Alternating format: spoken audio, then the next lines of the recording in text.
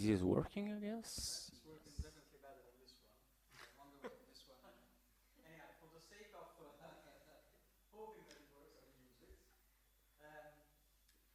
Thank you for, again, rejoining us here at the Scuola. First of all, apologies for the change in program.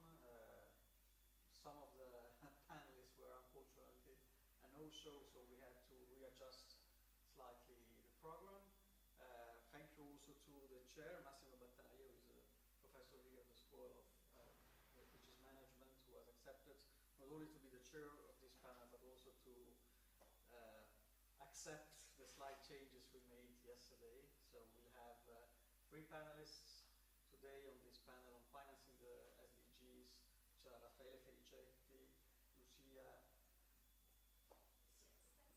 Yeah, okay, I was afraid that I didn't pronounce it correctly. Jesus Navarrete. And Saite, Lu, there. And after the panel, we'll again have refreshments outside. So without further ado, I leave the floor to Massimo and to Raffaele. Enjoy the panel. Okay.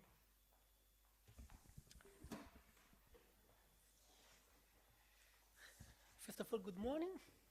I thank Emanuele and the Polis Institute for inviting me as chair in this conference, and I welcome auditors and panelists for their work and their interest in this session.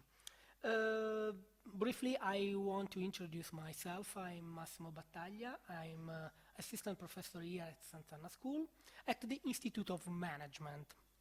My research areas cover sustainability management, corporate social responsibility management, and policies for sustainable local development. All these areas of research are quite close to the topic of sustainable development goals. And it's maybe it's different, the perspective in which we tend to develop research in this field, but the elements which characterize at a global level the elements in management and in the other fields of social sciences are the same. For instance, in management, we are interested in sustainable development goals when we try to analyze how the organization, both public and private, implement strategies and how these strategies can be integrated within the traditional business strategies of companies in order to contribute to to reaching the targets and goals established by the Sustainable Development Goals.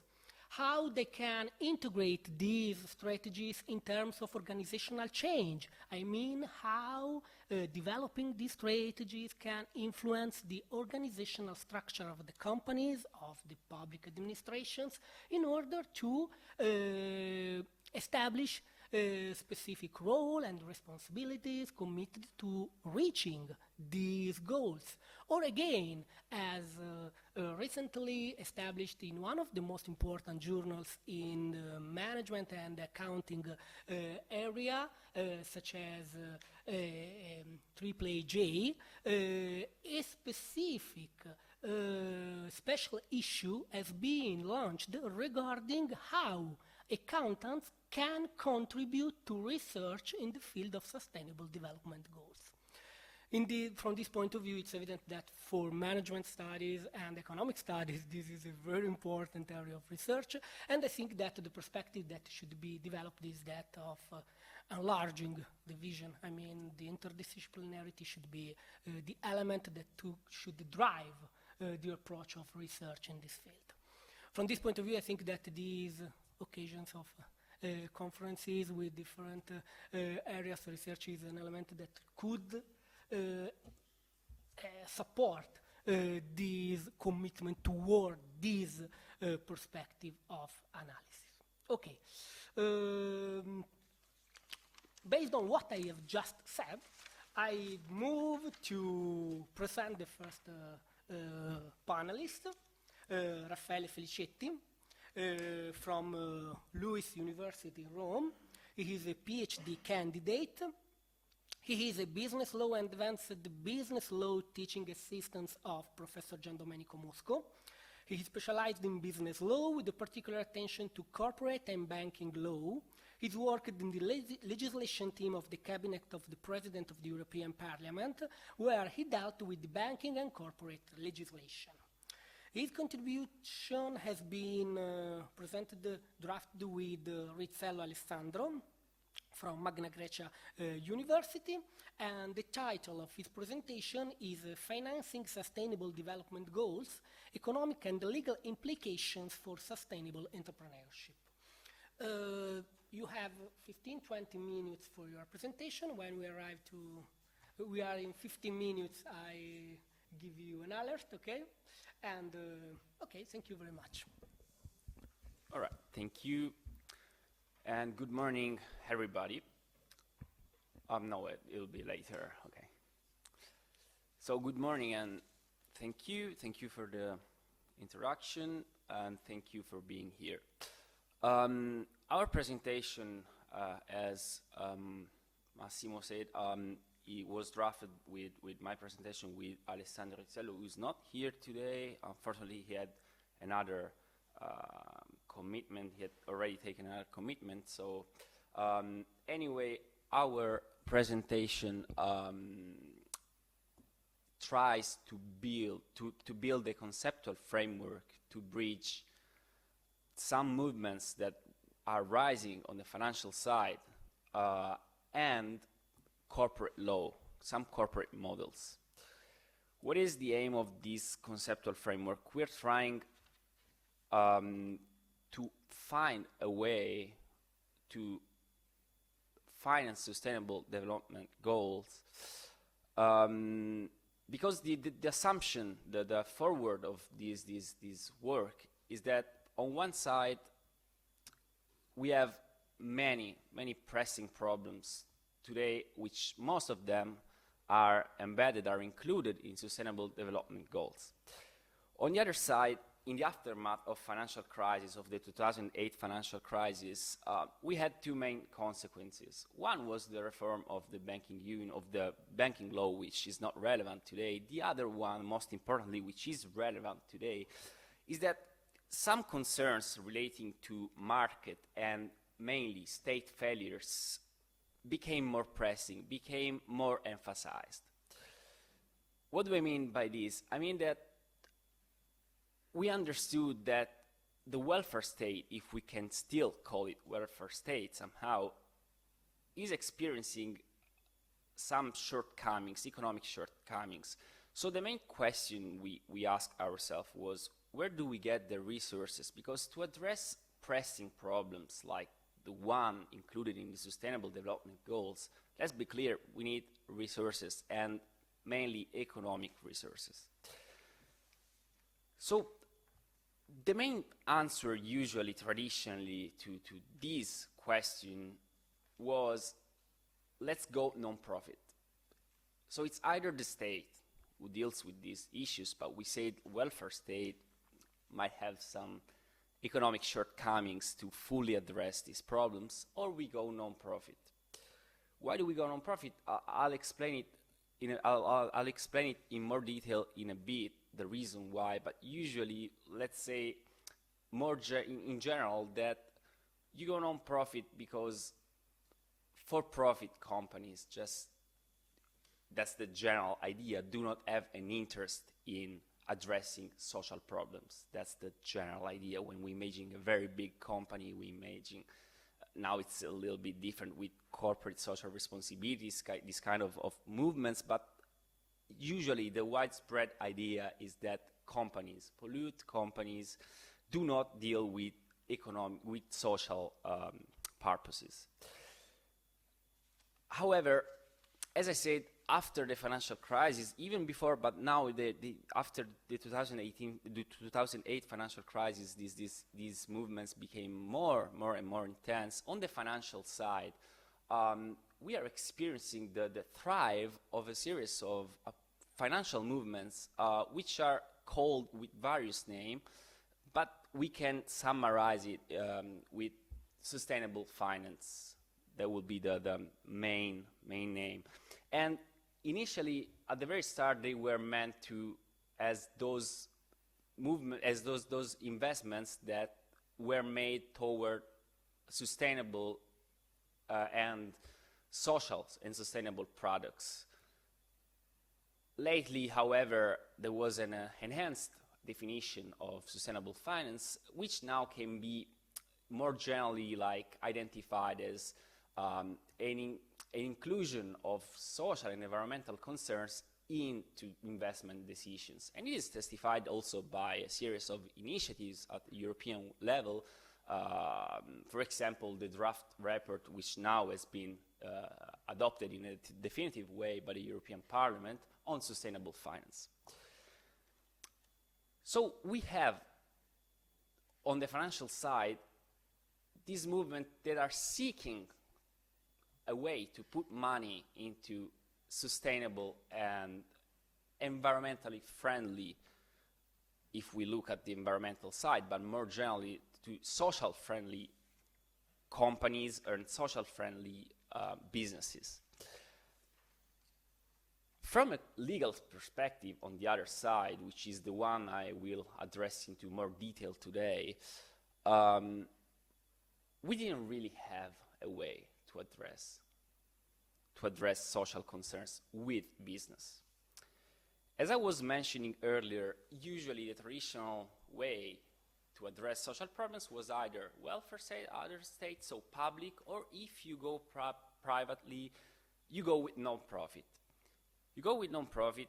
The main problem of non-profits are that, as I was mentioning, we need economic resources. Problems are too big and they're going too fast to address them just with non-profits. We're not saying that non-profits are not useful, but the main problem is that if we really want to have a great impact on these issues, on these big pressing issues, we need money. And the main problem of non-profits also is that, as you know, they cannot distribute dividends, they cannot pay financial returns on investors.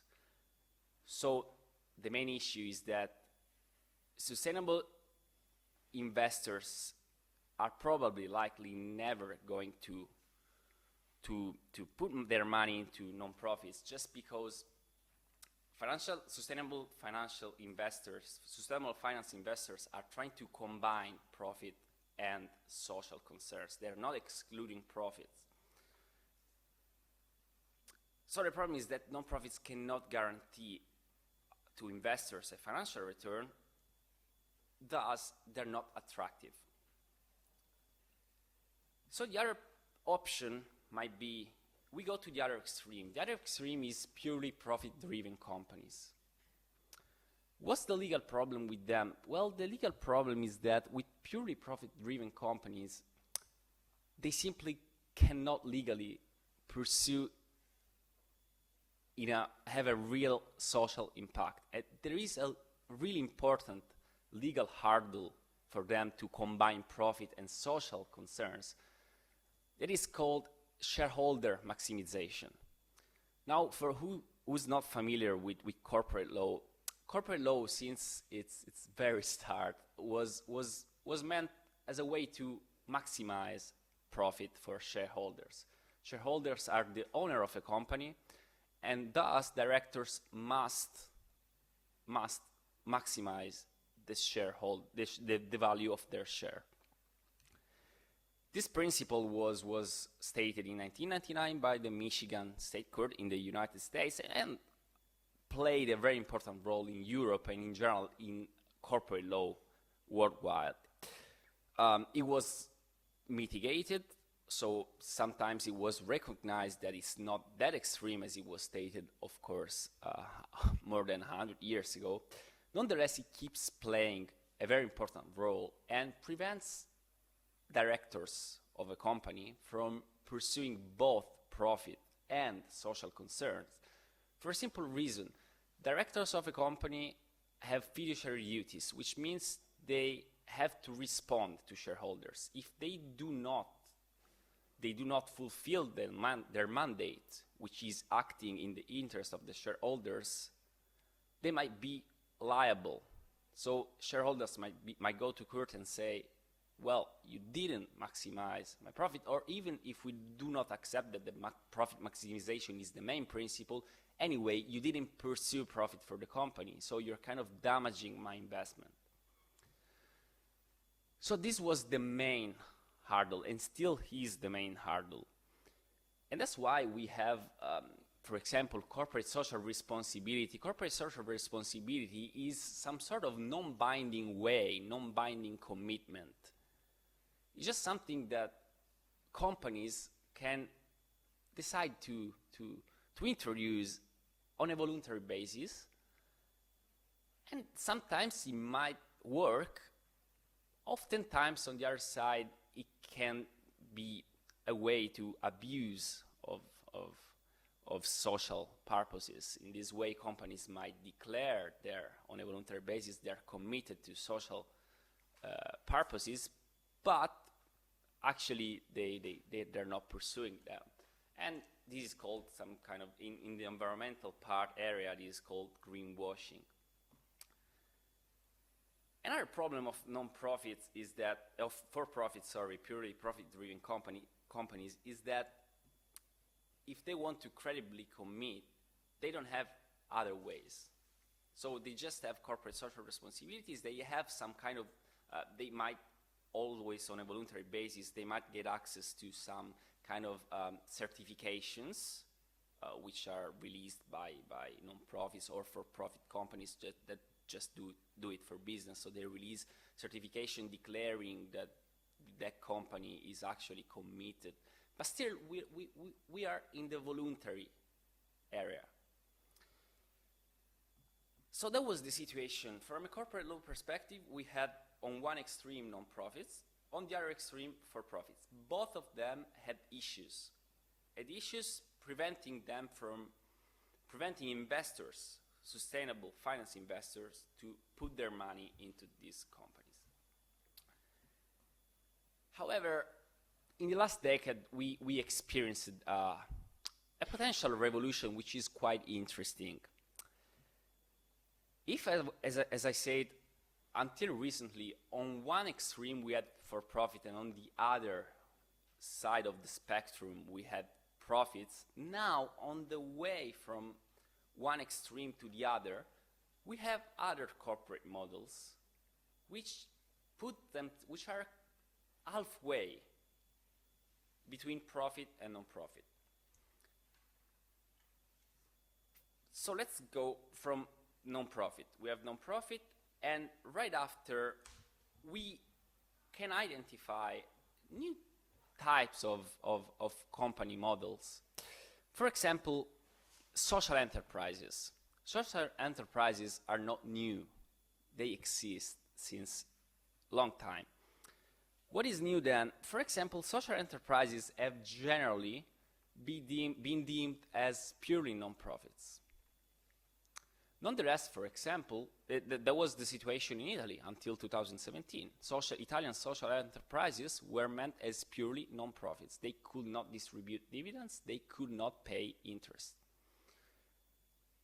Nonetheless, in 2017, for example, in Italy, there was a reform of social enterprises, and if some conditions are met, I don't want to go into too much detail because it will be too much boring, but if some conditions are met, they can distribute dividends up to 49% of their annual profits.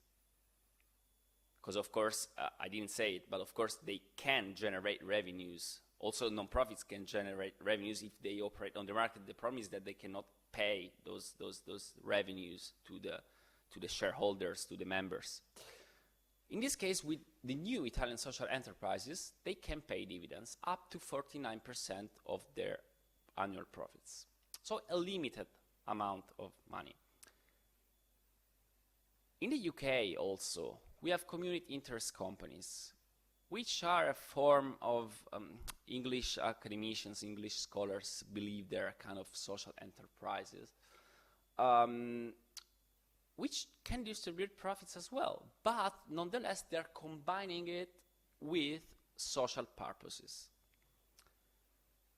And also in the United States. In the United States, we have low-profit limited liability companies. Low-profit limited liability companies are limited liability companies, so purely profit-driven companies, but they pursue social purposes as well.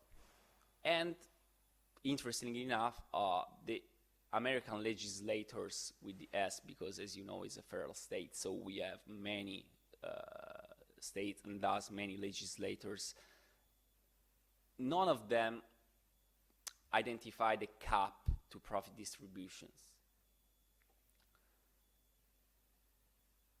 So on the non-profit side, what happened is that you have non-profit, now you have something which is more than non-profit, but less than for-profit. More than non-profit because now they can distribute dividends, so they're somehow attractive for investors, but are less than for-profit because dividend distributions and interest payments are capped. The same shift happened on the for-profit side. We have benefit corporations, for example. Benefit corporations are normal for-profit-driven companies in which profit is combined with social purposes, and directors of a company must balance profit with social concerns.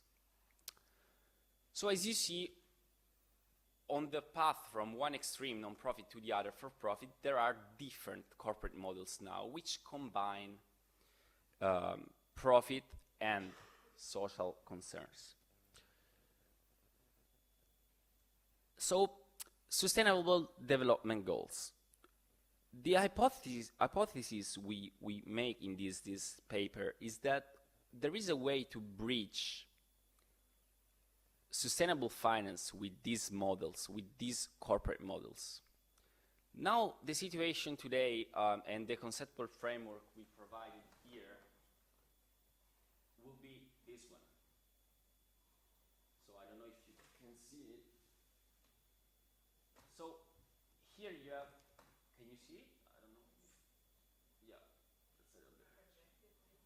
So let's just go to this one. This is the corporate, we call it the corporate continuum. So here you have business values, so profit maximization. And as you see, you have traditional for-profit models and what we call profit-inspired hybrid models. So these are hybrid models built on for-profit. So you have an accentuation of the for-profit soul. Then you have non-profit inspired hybrid models, social enterprises, community interest companies, and low profit limited liability companies. Then you have low profit social enterprises, which are social enterprises as the one above, but when they do not distribute dividends. And then you have purely non-profits. But then you have the financial continuum, what we call the financial continuum. Same thing, business values, social sustainable purposes.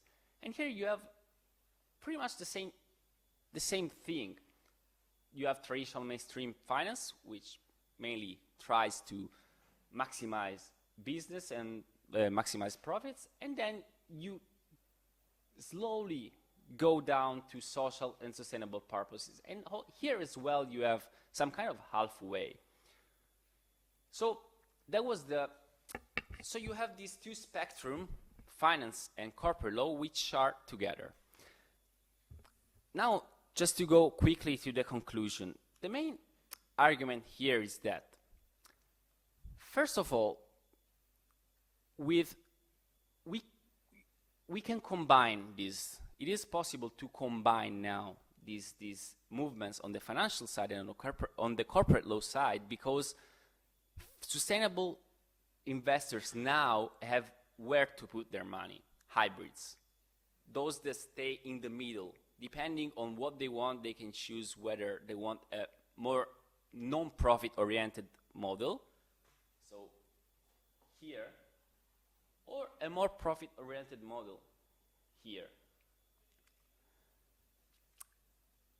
hybrids, so those in the middle, have problems from a corporate law perspective, and now I don't think I have the time to address them, but if you are curious, you can ask a question on this. And they have some corporate law problems. And we analyze these problems here, and we say, okay, it's true that they have problems, but they are an option, which until recently we didn't really have. But there is another news with specific reference, and that's the conclusion with reference to Sustainable Development Goals. With Sustainable Development Goals, the United Nations and now also Europe, they're signaling the existence of a market. There is a legislative favor toward these areas. Water cleaning, all those goals might correspond to markets. So it means that there is a space also for profit companies, purely profit-driven companies, to operate in these markets. But what happens if they operate, they work, run businesses in these markets? It means that the conflict between shareholder and stakeholder, so profit versus social, is eliminated, because there is a coincidence actually between profit maximization, which is their business, and social concerns, because they operate in these areas. There will be just one last problem, and this cannot be addressed today. Even if traditional for-profit companies wanted to commit and to run business in these areas of Sustainable Development Goals, we needed anyway a way to certify, to assess that they're actually committed. And there are too many certifications, too many labels. It's too much there is too much confusion on this to credibly commit with voluntary labels. And so the idea, and I come to the conclusion, the idea is that some technologies, such as blockchain, might be useful in this area for Sustainable Development Goals. Blockchain, as you know, was used for Bitcoin, but can have different implementations, and is a way to certify, as you probably know, in a pretty stable way, stuff in general.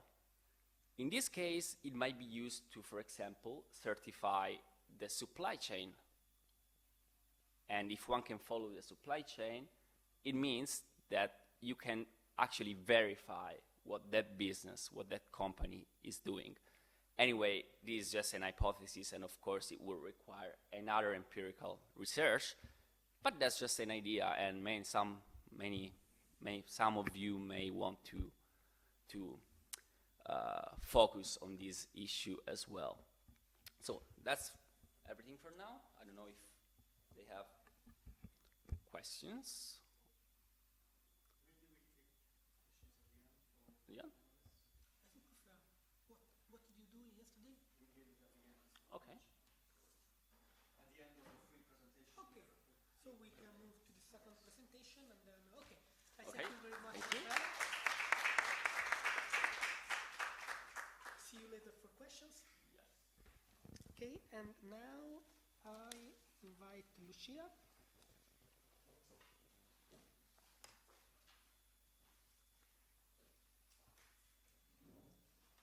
Please, you can sit there. Okay, I briefly introduce Lucia Fiestas Navarrete from Bocconi University and Canadian Center for Health Economics, Toronto, Canada. She is currently a PhD student in Public Policy and Health Economics at Bocconi University with specialization in Health and Economic and Political Institution. She holds a Master in Governance and Development from the University of York, Master in Policy and Political Economics from Erasmus University Rotterdam, and a Bachelor of Arts in Health Policy Studies from the University of Toronto. She was a Health Policy Fellow for the Netherlands Ministry of Home Affairs and Intelligence in the Council for Government Policy from October 2014, September 2015. And our presentation is entitled Effect of Universal Health Coverage on Medical Care Utilization and Financial Risk Protection, Evidence of Ghana's Progress Towards the Sustainable Development Goals. Our contribution has been written in collaboration with Simone Ghislandi from Bocconi University and Fabrizio Tediosia, okay, Swiss Tropical and Public Health Institute. Thank you. Great, thank you. 15 minutes. Okay. When 20 minutes, when we arrive 15, You'll let me know. Okay, thank you very much. Thanks for being present, and I encourage any comments or questions or feedbacks that you have on this work, because it's a work in progress as usual. So today I will present on behalf of my co-authors as well. The title of our paper is The Effect of National Health Insurance Programs on Utilization and Financial Risk Protection, and we will discuss evidence of a cross-sectional study based on Ghana and its progress towards Sustainable Development Goals, in particular towards universal health coverage. Okay, so as you know, universal health coverage is central to the Sustainable Development Goals framework. It's actually one of the target goals. In a nutshell, universal health coverage means that when an individual requires medical care, that individual is able to access quality health services that are appropriate for that need, and that individual should not, or that family should not go into financial hardship because of that medical care expenditure. So now there are concerns that national health insurance programs that require the payment of premiums in order to enroll may not benefit high-risk and vulnerable groups equitably. According to the inverse care law, we know that individuals and families who know how to make better use of a service make better use of that service. And so in this context, we actually are preoccupied that certain vulnerable groups may be unable to really realize the benefits that are intended from national health insurance programs. And that is the scope of this research. A little bit about the Ghana's National Health Insurance Scheme that we will call NHIS. In 2003, Ghana became the first country in sub-Saharan Africa that introduced a national health insurance program. And it offered from the get-go a package, a very generous package of inpatient and outpatient care and services that was meant to care for the conditions, about 95% of the disease conditions afflicting Ghanaians. Now, NHIS enrollment was varied according to the formality of the worker. Informal workers tended to pay a premium, whereas formal workers simply got a deduction from their salaries. This created, of course, certain divisions in the channels through which they would enroll in health insurance as well as benefit from it. In a nutshell, in general, the NHIS is meant to ensure that every person who has an NHIS membership card, either pays a premium or has enrolled through another way, can access free medical services when in need at a government health facility.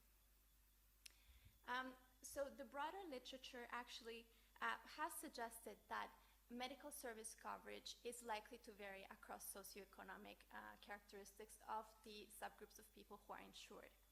As well, there's a study, a very recent study on Mexico and their national health insurance program that is able to identify that the benefit of health insurance on catastrophic health expenditure actually varies according to the distance to the health facilities that the insured populations have.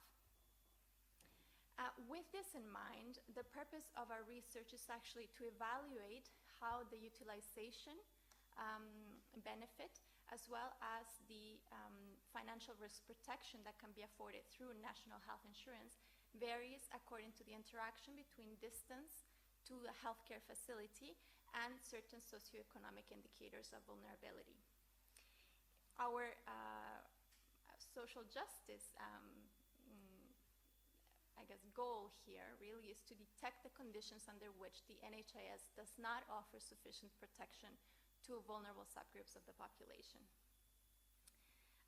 We use data from the 2012-2013 Ghana Living Standards Survey, which includes a sample of 72,000 roughly individuals that live within 16,000 households across a national representative cluster area. For the utilization sample, we restrict our study to individuals who report being sick or injured 2 weeks prior to the survey. This is about 10,000 individuals. And for the financial protection part of our study, we restrict the sample to individuals who belong to households who made an out-of-pocket health expenditure in the past year. So very quickly, through the models, we actually used probit models with regional fixed effects. Our main independent variable of interest is, in this model, health service use when ill or injured. Our main dependent variable for both models is NHIS status, which can either be 1 or 0. We have a vector of individual level covariates like age, gender, and disease severity. We have a vector of household level variables that include characteristics about the head of the household, the expenditure of the household, the size of the household, and the proximity towards the health facilities. And we have about 10 regional dummies, which are the 10 regions of Ghana. For the financial risk protection model, we have a very similar model with the exception that our dependent variable is catastrophic out-of-pocket health expenditure. And we define a catastrophic expenditure when the out-of-pocket payment that is made on health exceeds 10% of the non-food consumption of that household, across households. The other variables, the main independent variables, are the same. So as many other studies that deal with health insurance, we have a methodological challenge of endogeneity, and we can be fairly convinced that when individuals, we cannot really disassociate the fact that insurance has an ex-ante need for medical care. So sometimes it is actually the individuals who are sicker who tend to be insured. So to disentangle this problem, we actually came up with an instrumental variable estimator, which is based on clusters, which are geographical demarcations that encompass roughly 200 households per cluster. So instead of using NHIS participation per individual, we actually instrument participation by the prevalence of insurance in that individual's geographic cluster. We propose, and we propose really, that an individual that lives in an area that is well equipped with health facilities, calling upon the supply effect, as well as that has a higher concentration of individuals who are insured, calling upon the peer effect, would have a higher incentive to be insured. And we submit that the NHIS cluster rate, which is based on a geographic cluster including 200 households, would not necessarily affect the individual decision to use health services directly. We did first stage regression, which we will show momentarily, where we obtained the predicted probabilities of participation in the NHIS via our instrument, which is then plugged into the second stage regressions, which continue to be probit regressions. As well, we implemented a propensity score matching estimator in order to mitigate selection bias from observable characteristics. We matched insured and uninsured individuals according to characteristics like individual characteristics, age, gender, including disease severity, household characteristics, and geographic characteristics like proximity to a health facility. Here we have some results from the propensity score matching procedure.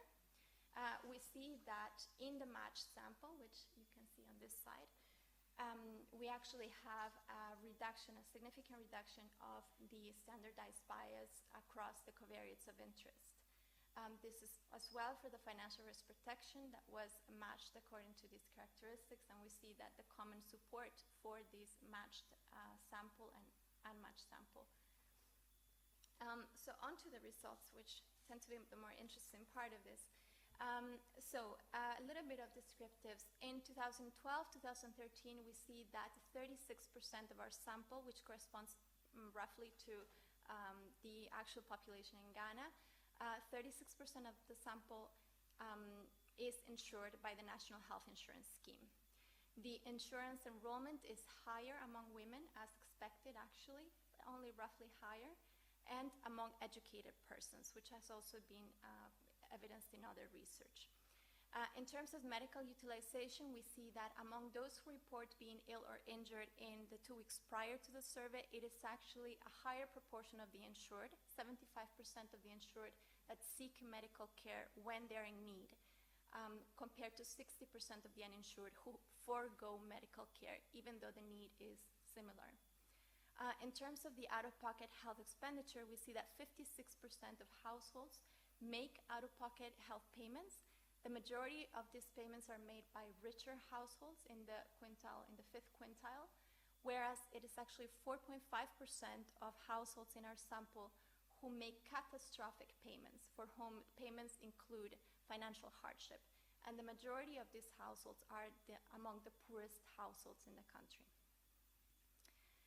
As it regards medical utilization, these are just the results from the coefficients from the Probit regression. In column 1, we have the unmatched sample. In column 2, the matched sample with propensity scores that I mentioned. And in column 4, the one where we use the instrumental variable. And we see that, and I hope you can see, across specifications, we have a significant and a substantial effect of being insured on protection, or rather improvements in medical utilization. This is, of course, a desired effect of national health insurance. And we see this, of course, across specifications, which is important to note. When it comes to the financial risk protection findings, we see that being insured in the NHIS actually, perhaps you cannot see very well, but there's a minus sign on every one of the coefficients. They're all substantial and rather significant. And of course, being enrolled in the National Health Insurance Program significantly reduces the probability that a family will have to go through a catastrophic out-of-pocket health expenditure. Something that is rather interesting for us is the effect that distance has on these improvements in utilization and reductions in financial risks protection. In general, we see that it is actually the improvement among individuals who are insured is they have 13% higher probability of using medical services when in need, and about 7% lower probability than someone who is uninsured to incur an out-of-pocket health expenditure that increases the financial risk in that household. When we look at the second row, we see that across these two outcomes of interest, utilization and financial risk protection, it is actually the households who are within a 1-hour radius to the hospitals that benefit most from health insurance. This is not to say that those that are outside a 1-hour radius to the hospital, the third column, do not benefit, but the benefits in both cases are much greater where individuals live closer to a hospital. Here we have the results for differences in socioeconomic groups for improved utilization. It is important to note that across socioeconomic groups, people are benefiting from national health insurance. However, we see that in the first column, the upright part, we see that about, the poorest households, they're actually the ones that have the largest improvements in medical utilization. So they're the people that use the services most when they're in need. The effect that insurance has on them is larger compared to the effect that insurance has on richer households. And this is very fortunate in our case because it is the direct opposite of the inverse care law. So we are seeing a very positive effect of a national health insurance program on the people that it is supposed to protect. A very interesting result is that the households that are the most vulnerable, so households in the first column and the third column who are the poorest and the ones that are self-employed, who tend to be informal workers in our case, we see that for them, distance to a health facility is incredibly important. In both cases, they have higher benefits from health insurance when they live closer to a health facility. So here we begin to see it is not only insurance, but it is also distance, and this happens across socioeconomic groups, and particularly benefiting those that are most vulnerable. When it comes to reduced financial risk, which we see across subgroups, we see as well, luckily, that it is actually the poorest beneficiaries who have a twofold increase, or rather reduction in the financial risk compared to the richest households. And again, we do have some problems with individuals who have lower education, so households that have heads who are lower educated and households whose heads are informal workers, they tend to see lower reductions in financial risk protection. However, we continue to see that distance really benefits these groups in this other outcome variable in financial risk. So we see that for households that are poorest, for households who have the lowest education of the heads of households, and for households whose heads are self-employed or informal workers in the majority, they tend to have the highest benefits when they are closer to a hospital. This is something that we're still not able to explain, but we see the exact opposite effect on individuals who are in the non-vulnerable categories. So we may have something to theorize there or go further into. So just to sum up, oh, that's great. Just to sum up some of the main findings, the effect of national health insurance on this population that has only experienced it for the first 10 years at the start of this research is that national health insurance in Ghana does increase the probability that individuals across the population will meet medical needs when they're in need. And it will decrease, and it does decrease the probability of catastrophic expenditure across the board. An important thing is that distance really does matter, and distance moderates this relationship consistently. So families that live within a 1 hour radius to a hospital have larger reductions in catastrophic out-of-pocket health expenditure. We do have a proportional care law happening in this regard, as well as an inverse care law. We see, fortunately, that health insurance in Ghana benefits the poorest households more. However, we do continue to see that certain vulnerable groups in alignment with education variables and employment variables are significantly less benefiting from the financially protective effect of health insurance. When it comes to the interactions between the socioeconomic vulnerability and distance, we see consistently across both outcomes that it is actually vulnerable families that benefit most because of geographic accessibility as well as availability of services. Just to conclude with some policy implications, our research has really positive results for the attainment of this Sustainable Development Goal in Ghana. However, we continue to see that insurance schemes, national insurance schemes that have premiums are unlikely to safeguard access to health services if they do not also provide appropriate geographical access to these health services.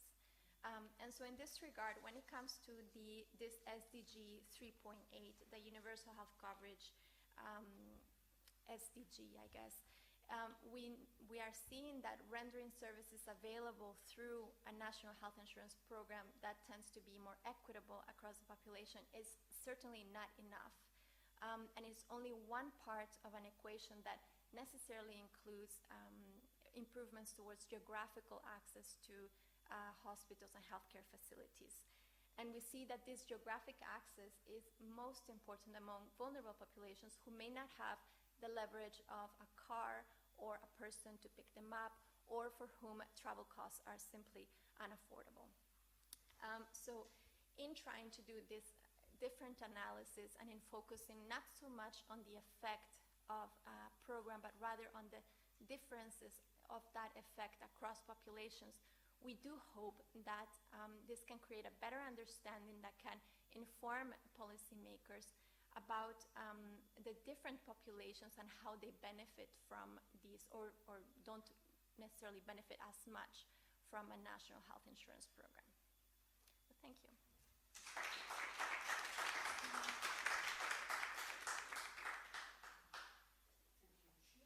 Grazie.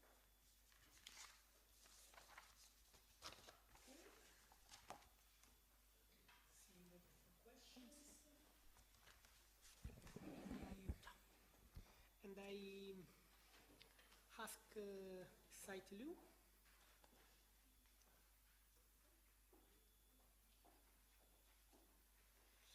Saitlu is currently a third-year PhD candidate at the Center of Development Studies at the University of Cambridge. Previously, he was a senior economist, ODI fellow at the Ministry of Finance and Economic Development in Sierra Leone. He continues to work as a macro-fiscal advisor for a budget strengthening initiative, providing technical support to the governments of Sierra Leone and South Sudan. He has a master in economics from the University of Oxford and a bachelor in economics from the University of Ulster. The presentation is entitled Bridges to Africa, examining the development implication of the Belt and Road Initiative. The Belt and Road Initiative from China. The article has been proposed with Valeria Laudia from Santana University. Okay, thank you. You have 20 minutes, and after 15 minutes I give you the floor. Thank you. Thank you very much for the introduction. I'm presenting this paper that I'm writing with Valeria, so I'm sure if you have questions, you can ask us both, because earlier Valeria is supposed to chair the panel, but the others didn't show up, so luckily I can join the other group. The title of the presentation is we're trying to examining the development implication of this Belt and Road Initiative proposed by China. And we chose the Horn of Africa, which is eastern region of Africa, and trying to see what kind of implications it may generate. Before I start, can I ask how many of you heard about the Belt and Road Initiative?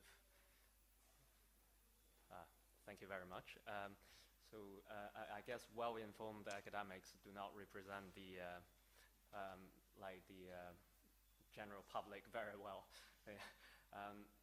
Normally, I've talked to few colleagues from different countries, and apparently I'm from China, so this seems rather familiar, but for many people, Belt and Road Initiative is quite a new concept. So we start our discussion by tell you a little bit what is the Belt and Road Initiative, and then we're going to talk about what are the drivers behind why China is proposing such massive infrastructure strategy globally. And also since this is about the SDG, so we're trying to find out how the Belt and Road Initiative will be related to some SDG goals.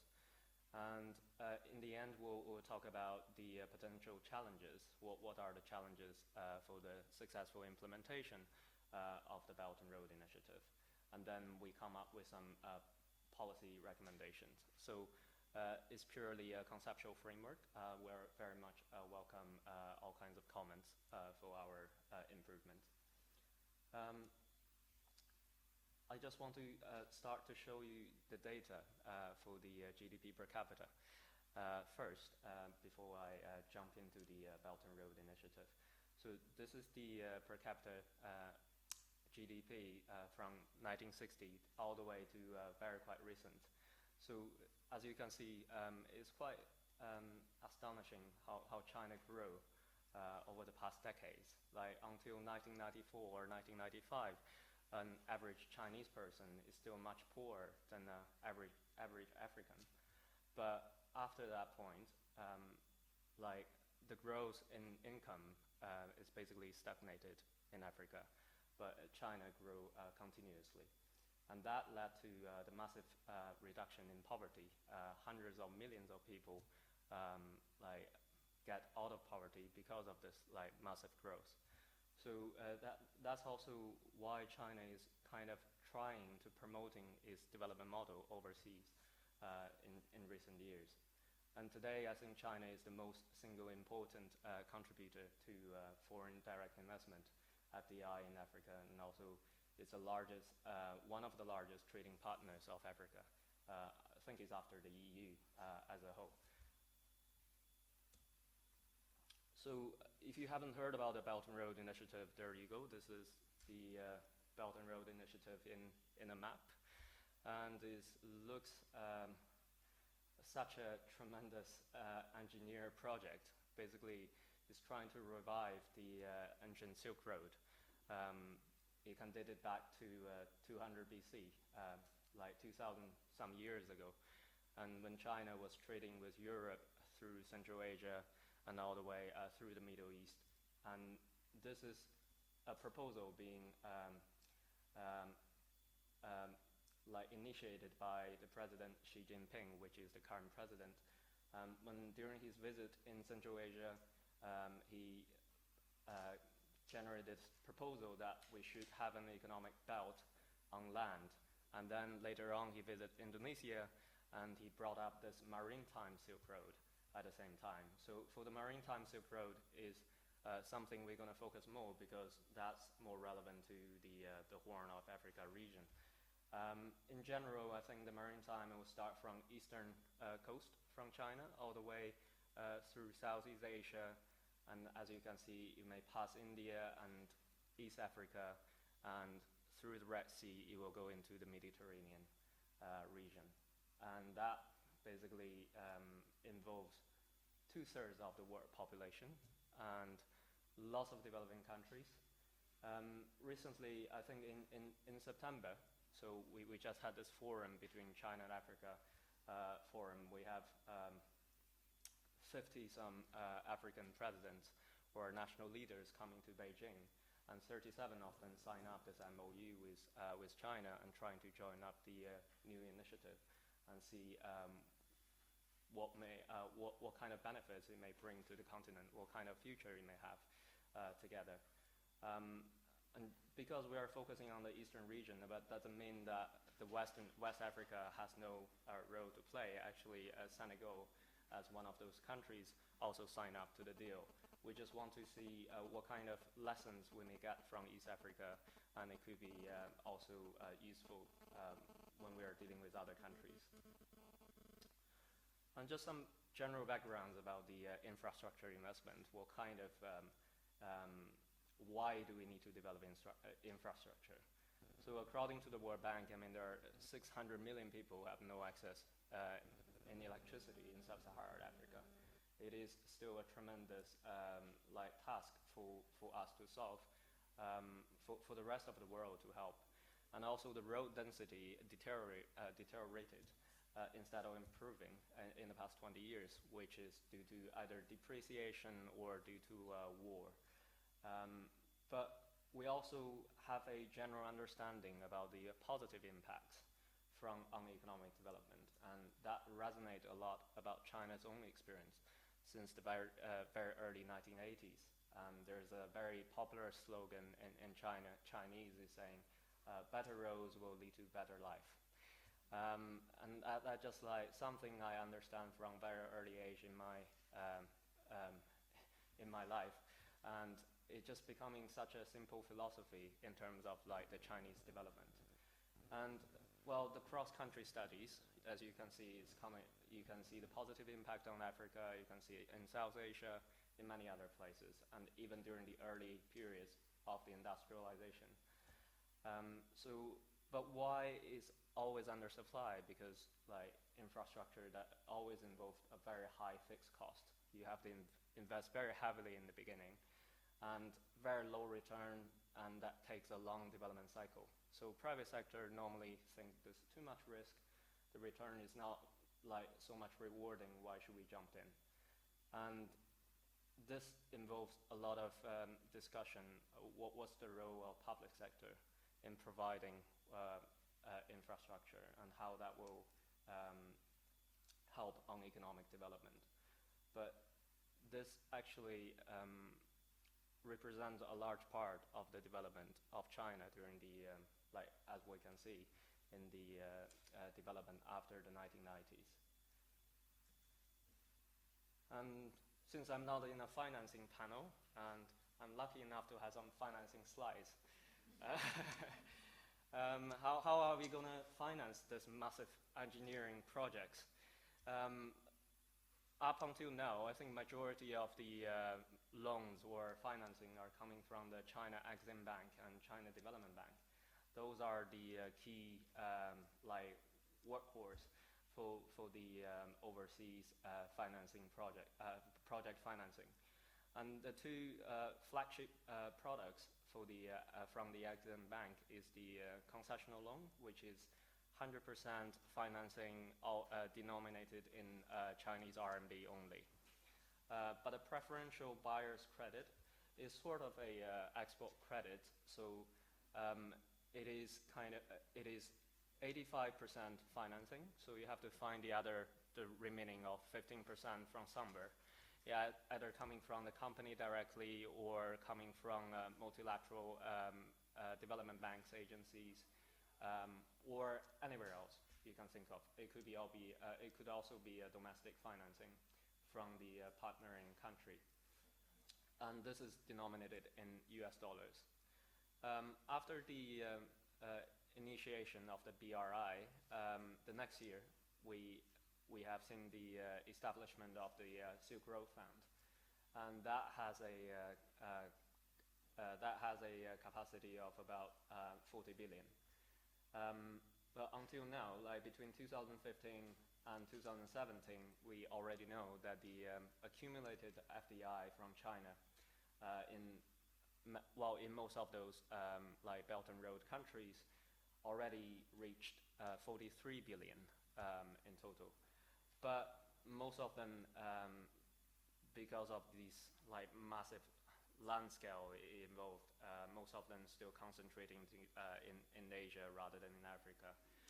And that's why we brought in this like China-Africa Forum in September, and that our president proposed a new deal. Is kind of proposing another $60 billion designated for Africa alone. And how that 60 billion is going to be divided, and it's 20 billion coming from credits, and that's like the loans, debt financing. And 15 billion will be through direct aid and zero interest loans. And those will be automatically counted as ODA, official development assistance. And 10 billion from the private companies. This is very hard because no companies want to take the risk, at least from the current experience. And 10 billion will go into development fund. It's like the Silk Road Fund. It will be equity financing rather than debt financing. And 5 billion will be support African exports to China. Again, this is unclear because up until now, China has been duty-free to 95% of the exports coming from low-income countries in Africa. So how those 5 billions gonna like further that agreement, or how that will help the how that will help support African exports to China, is still unclear. Up until this moment, because of the complexity of the projects, there's very little clear guideline or policy documents about how Belt and Road Initiative will be carried out. So that's why I think we're trying to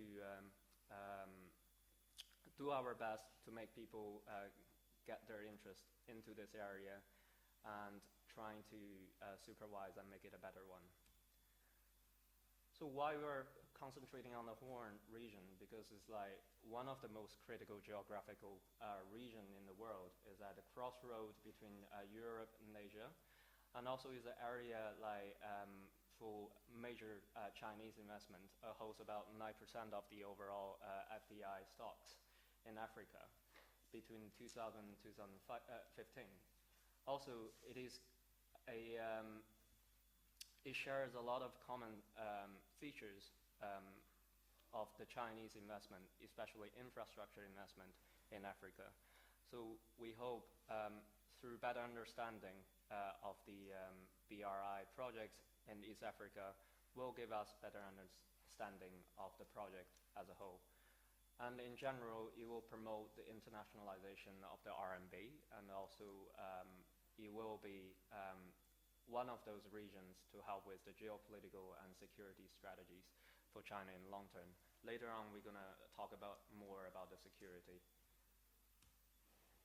And these are the 5 priority areas and the 4 national interests that summarized by a scholar from Brookings Institute. But the 5 priority areas is coming from the BRI website is quite clear. So basically that involves a lot of coordination between countries and trying to share facilities and trying to promote trade and financial integration.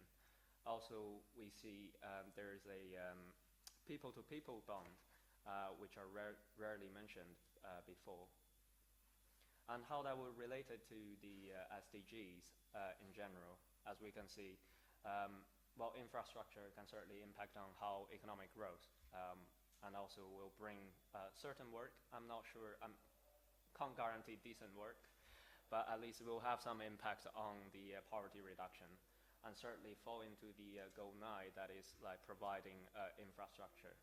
Also the clean water, because water supply is massive infrastructure projects, and China is involving in that quite a lot. Goal 17 certainly involves a lot of multilateral collaboration, and Goal 16 is about peace, and we're going to talk about the security issue. Peace is one of them, but it also mentioned about the strong institutions. I'm not sure the Chinese model is being regarded as like good institutions so far, and that's something up for discussion. A lot of this, it shares a lot of synergies between the two. It involves inclusive people-centered development, and it has an emphasis on the sustainable industrialization strategy.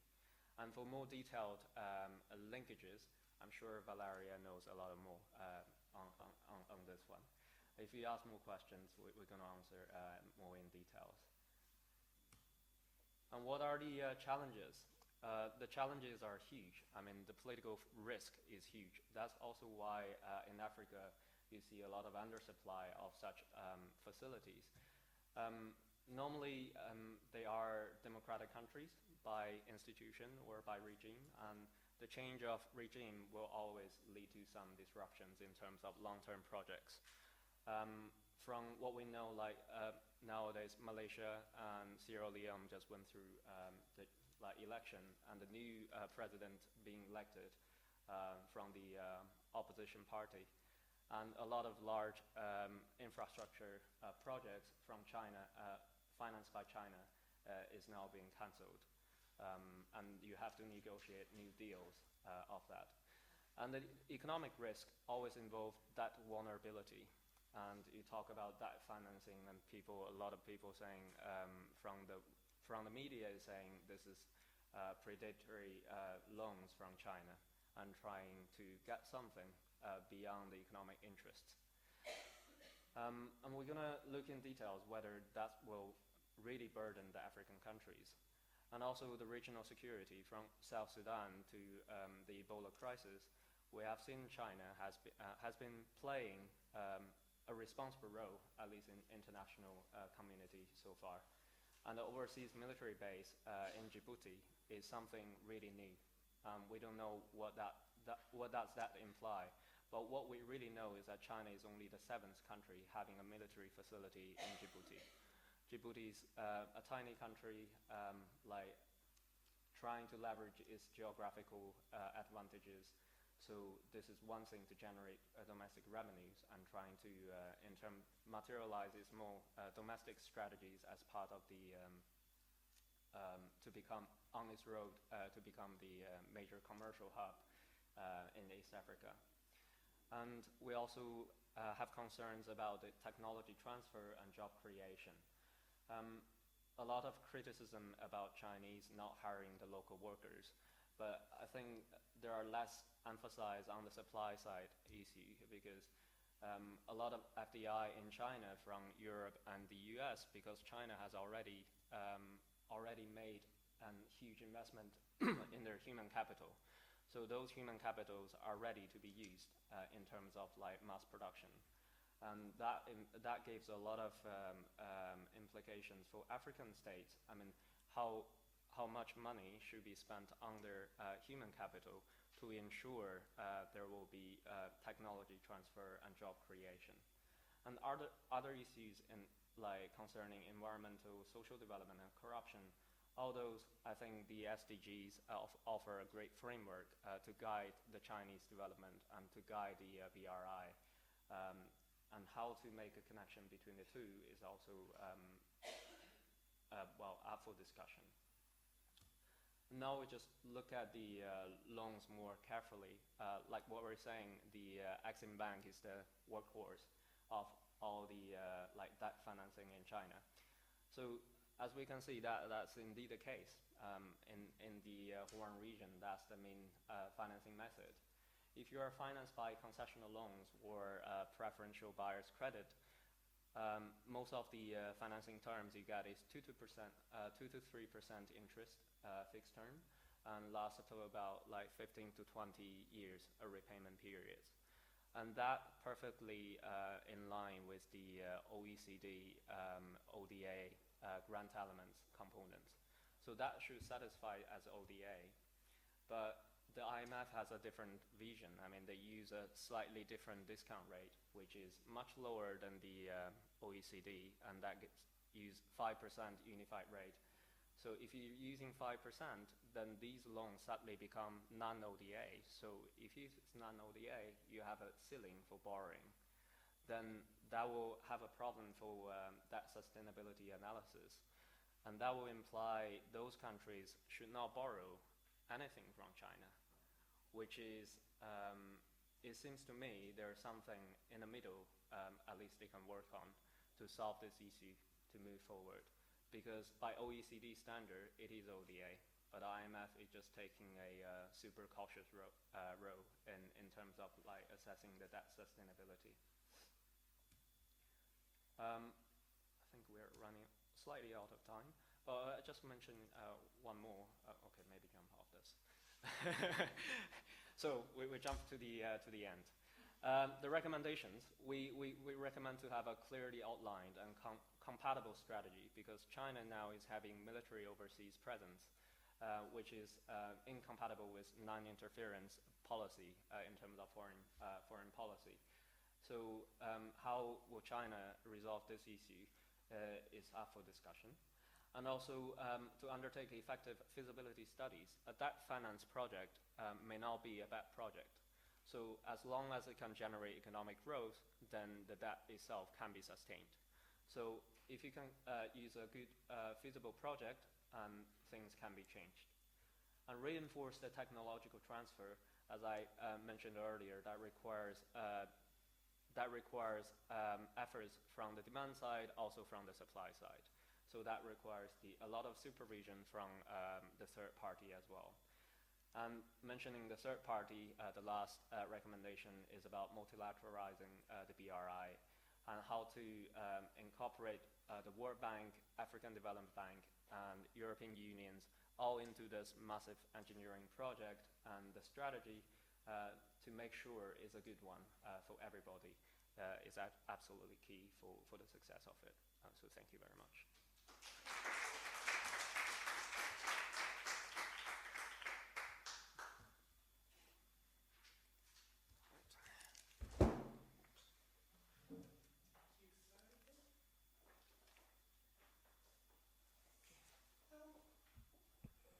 If you have questions, you can. Okay. Yes. Thank you.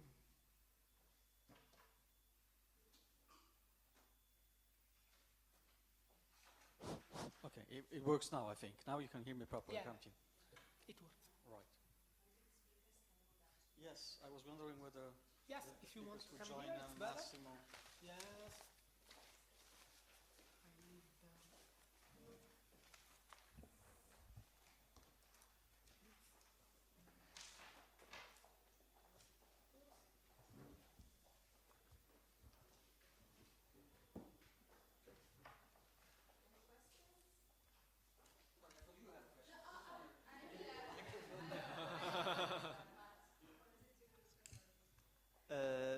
question is to Saide.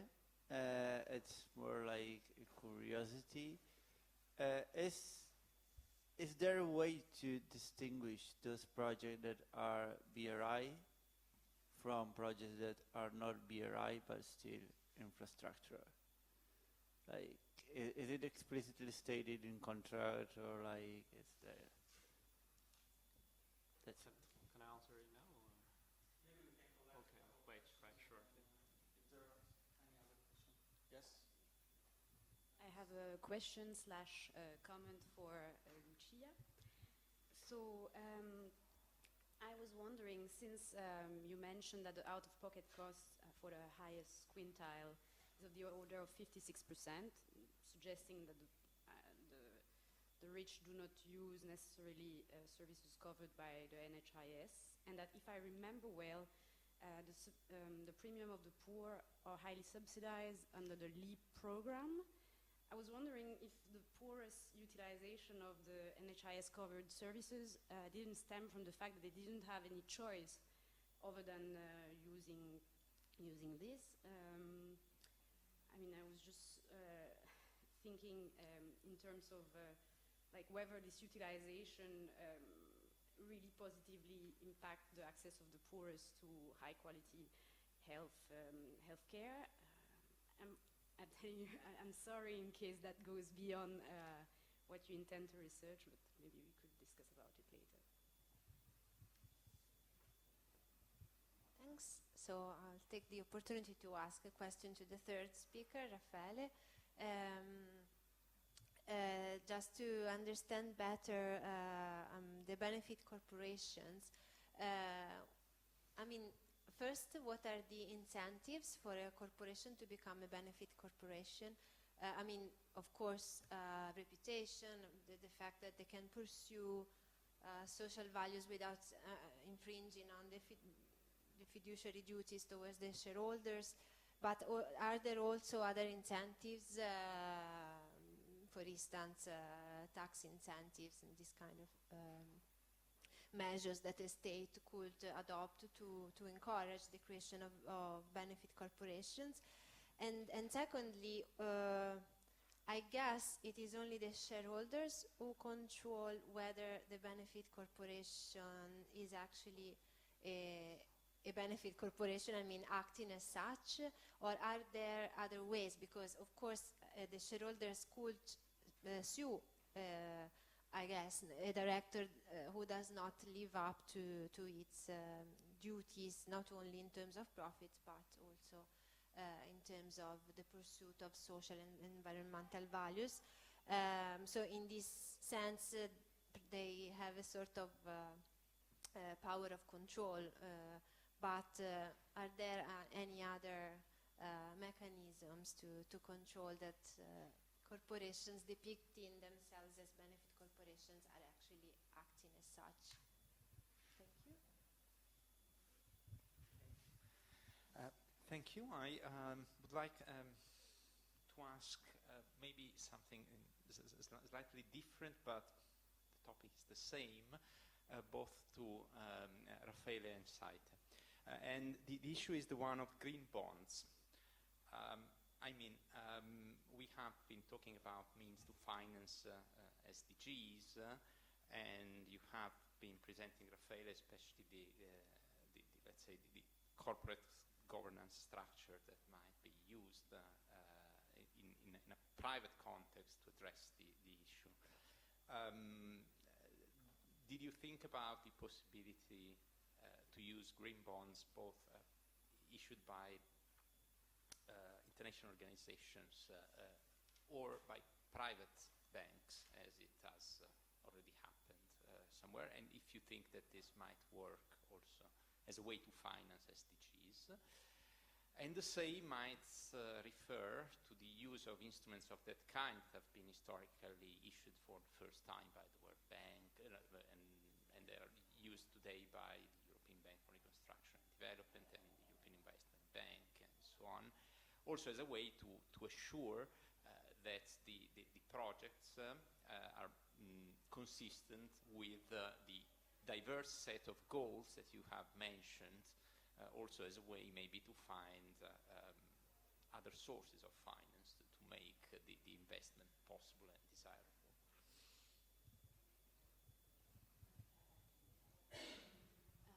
May I? Another question?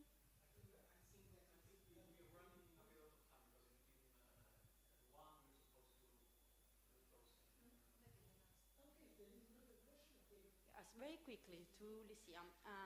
I like very much your presentation, and I was wondering if the results of your study can be replicated. I mean, if the lesson learned from Ghana can be replicated elsewhere.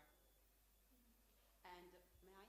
Very short. And to Saite or Valeria, I don't know, regarding your recommendations, what about not only feasibility study on the financial aspects, on the environmental aspects?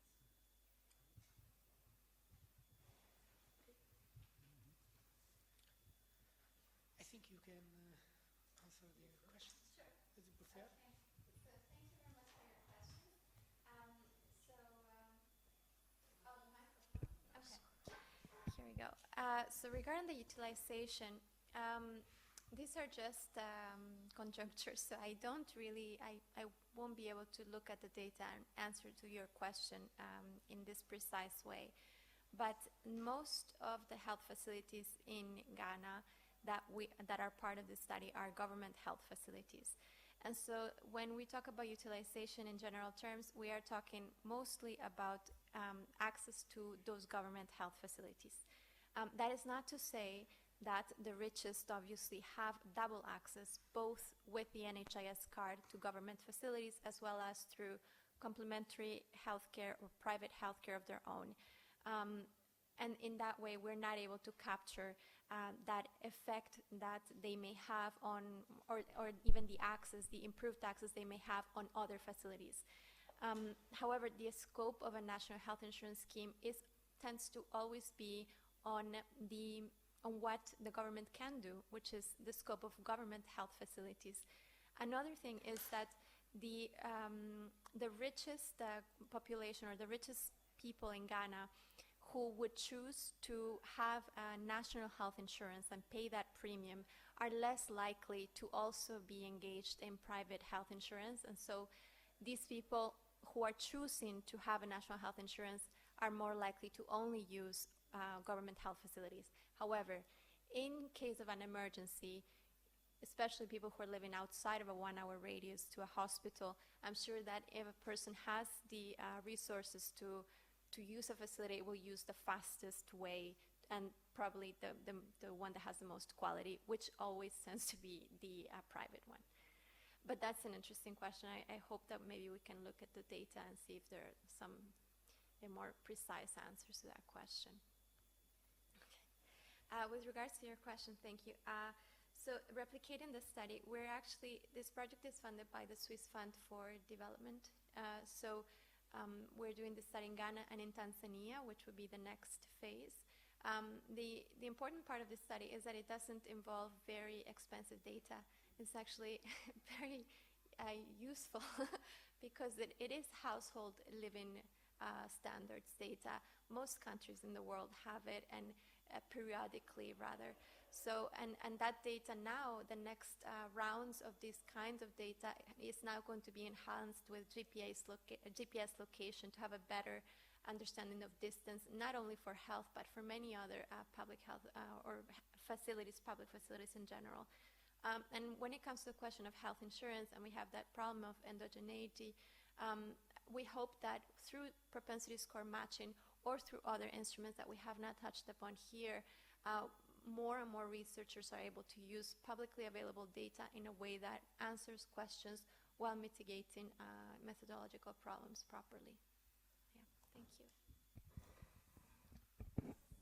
Okay, so thank you for your questions. So with regards to the first one, is there any incentive for benefit corporation? No, the answer is no. And that's one of the main problems. The only incentive is in terms of reputation, as you were saying. But that's why that was one of the main issues of hybrid models such as benefit corporations I was mentioning during the presentation.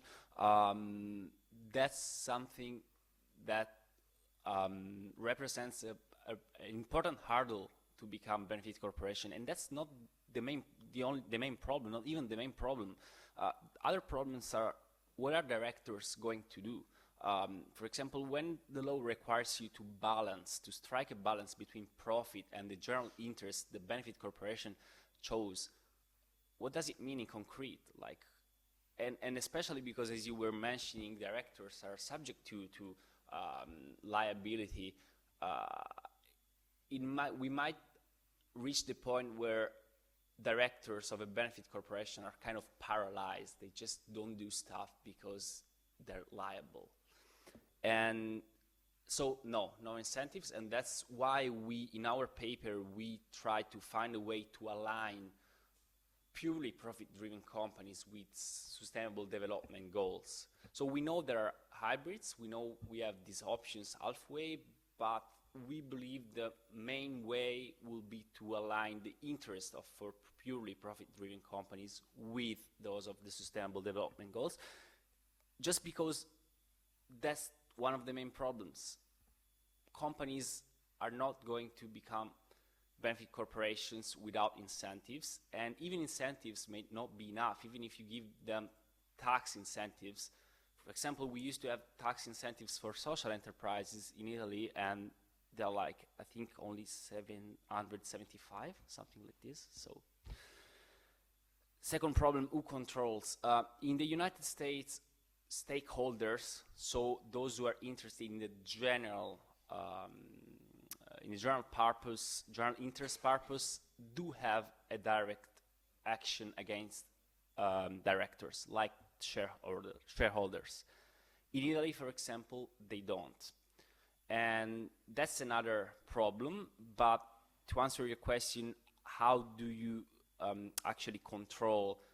Well, in the US you have that action, so it might be easier. In Italy, as well as in the US, benefit corporations must voluntarily choose a reporting standard, and to testify they're actually pursuing that general interest. And that's another problem, because as I was saying, there is a lot of confusion with these standards. Labels are not like aligned with them, and so like you don't really understand what is going on. And that's why another thing we were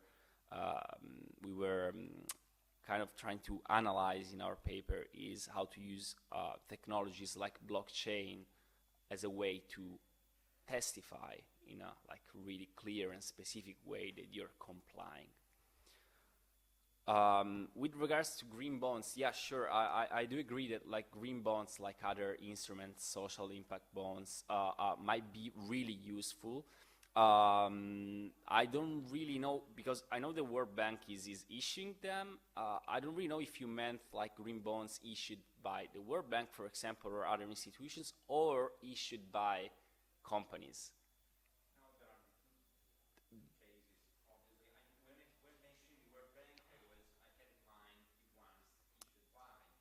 Exactly. So,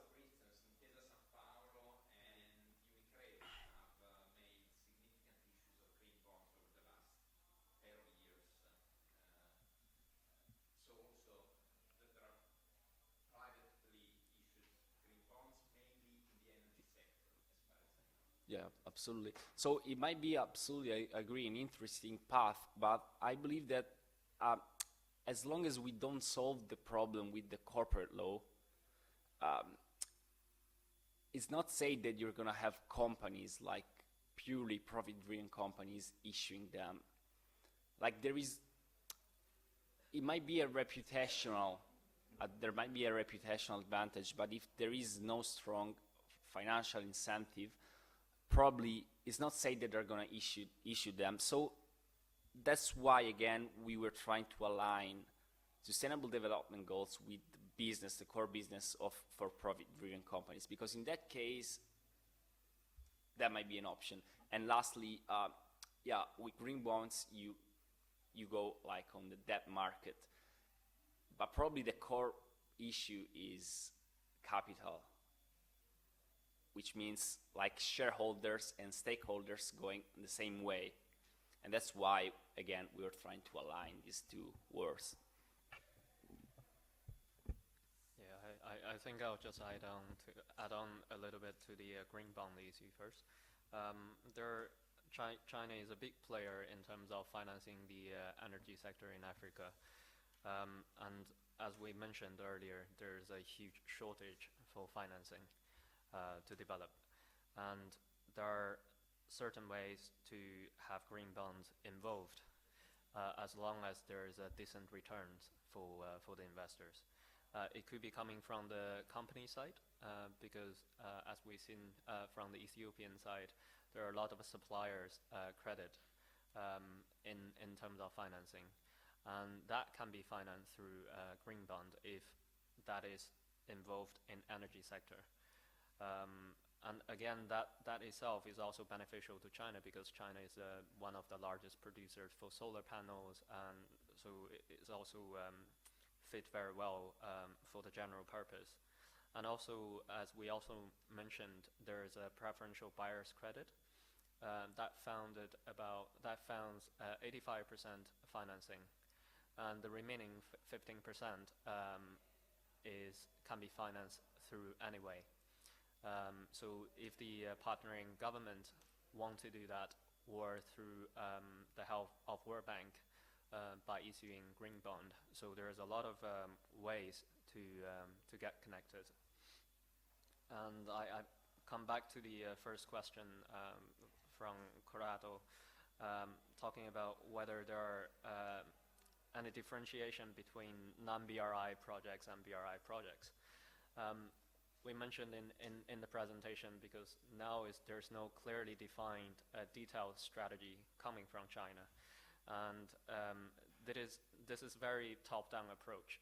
So the president gave a ideological framework, saying we are trying to build this economic belt on land and the maritime Silk Road that connecting 3 continents, but how is a big unknown. So a lot of companies, they are trying to inline their investment overseas under the BRI because that ensures additional financing. Is basically a continuation and also a deepening of the existing approach. But what we found, there are some problems in the existing approach. That is when we are talking about the feasibility side. So that is the bigger question. And the BRI countries, who should be BRI countries, is also quite flexible. As we can see, like East Africa falls into that naturally because it goes through East Africa. But for countries like Senegal, they also sign up to the deal. And so development projects in Senegal also can be part of the BRI projects. So there are a lot of flexibility over there. Really depends on what we are talking about. And the last question, coming back to the environmental aspect, I didn't get a chance to talk about the Chinese engineering project model in Africa. It's very sad because when you talk about a lot of Chinese investment, you're basically talking about a middleman approach. So the company is in between 2 governments, the African governments and Chinese government. So the company will approach the African government saying, you know what, I have funding from the Chinese government, say Exim Bank. I can do this project for you. So I have done this feasibility study and I have also done the environmental impact studies. So you will get this, and this. And the African, in the end, a loan between governments is you have to involve African government to borrow from the Chinese government.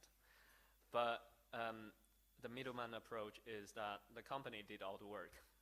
And after persuading the African government, they will go back to the Chinese government again. They say, you know what, I've secured this project with this Ethiopian government, and now you have to give us this funding. So it's kind of, if this is a bad project, let's say, for example, bad for the environment, bad financially, then it will be a lose-lose situation. Like we talk about this, like Ethiopia-Djibouti railway project. It costs about $4 billion, but nowadays, due to the like shortage of electricity supply, although it's being insured by an insurance company, Sinosure. So the company is paying out $1 billion already because it's underused due to the insufficient energy supply. So it's a lose situation for the Chinese taxpayers' money. After all, it's taxpayers' money. And it's a lose for the African governments. Who won in the middle is the company, because once the project's started, they will have profits and they will get paid. So this is what really need the multilateral agency or institution get involved.